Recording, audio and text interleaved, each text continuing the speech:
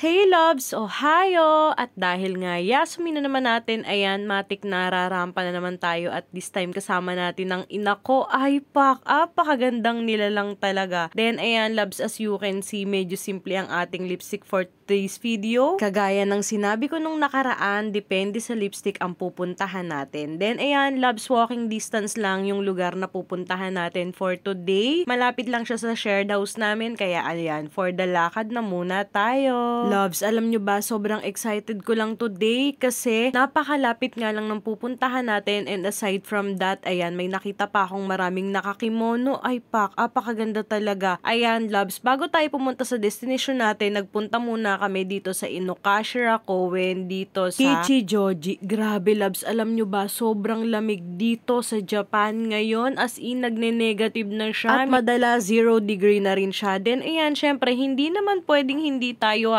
aura sa mga pinupuntahan natin. Grabe. Ang galing lang talagang kumuha ng camera, girl ko. Napakagaling mo, ina ko. I'm so proud of you. Napaka-supportive niya, loves. Talagang siya pa mismo nagsasabi sa akin na lumakad ka, Katya, kukuhaan kita. Then, ayan, love, sharing to all of you the beautiful scene in this beautiful Koen. Grabe. Alam nyo ba, sobrang laki lang ng edge dito sa Japan kasi talagang hindi mo kailangan magbayad ng mahal para lang makakita ng mga magagandang view, as in sobrang lalapit lang sa amin. Kung hindi ako nagkakamali, loves, parang kada barangay siya, meron siyang mga Koen na talagang pwede mong pagpahingahan. So far, ang dami naming momentum na nagawa habang nag-aantay kami sa dalawa naming makakasama. Loves, nandito nga pala tayo sa Kichijoji. As you can see kanina, meron pong McDonald's dito sa Japan. Jollibee lang ang wala. Sad life talaga. Then, ayan, as of now, hinahanap namin yung dalawa naming makakasama. Then, dito namin sila nakita sa Ramen Hidakaya.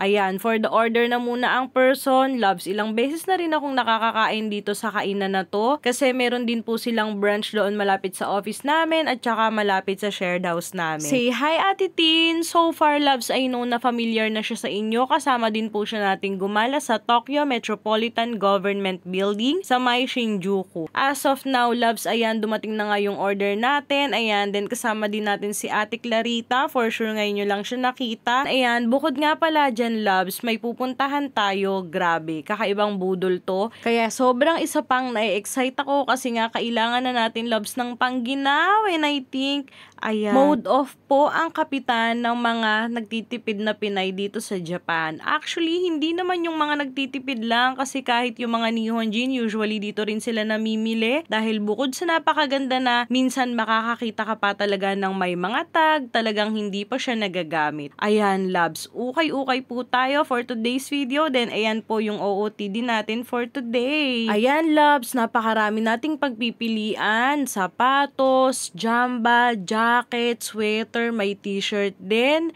At may mga boots din na pwede nating pagpilian. Ayan, loves, dahil nga po nag-birthday ako, nabudol ko ang ina ko, binili niya ako ng 2 piraso. Thank you, ina, I love you. Talaga namang napakaliit ng mundo for today's vlog dahil nakita rin namin yung iba naming kasamahan. Ayan, talagang takbuhan to ng mga Pilipina. Halos kami na lang yata yung tao dito. Sobrang laki ng na-discount namin dito, loves, kasi nung nagpunta kami, may mga 50%. Biruin nyo ha, ukay-ukay na siya pero may mga off pa rin siya. Then, ayan, pinakita na nga nila yung mga nabudol sa kanila. Then, ayan yung akin, loves. Ito nga pala yung last stop natin today. Ito yung dahilan kung bakit excited akong pumunta sa pupuntahan natin. Ayan, loves, nandito tayo ngayon sa Catholic Church dito sa Kichijoji. Ang sarap sa pakiramdam. That's it, loves. Ayan nga pala, isa sa mga pahabol moments ko sa Koen kanina. Thank you for watching, guys. Keep safe. God bless. Love you. Bye-bye. Enjoy, loves.